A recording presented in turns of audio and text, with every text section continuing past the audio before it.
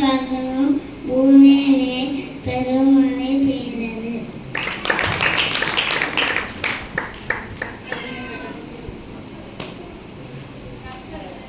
கர்த்தருடைய ரகசியம் அவருக்கு பயந்த இடத்தில் இருக்கிறது.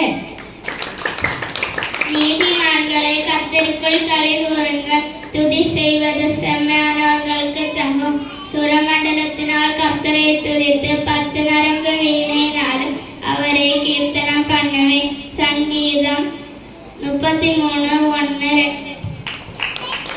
இரவில் திருடன் வருகிற விதமாய் கர்த்தருடைய நாள் வரும் என்று நீங்களும் அறிந்திருக்கிறீர்கள்.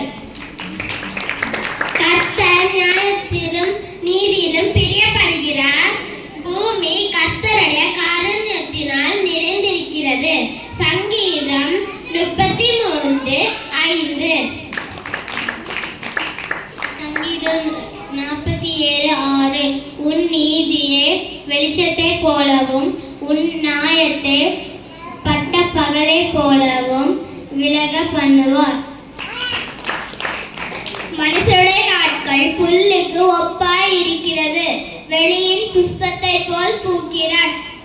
காற்று அதன் மேல் வீசிய உடனே அது இல்லாமல் போயிற்று. அது இருந்த இடமும் இனி அதை அறியாது.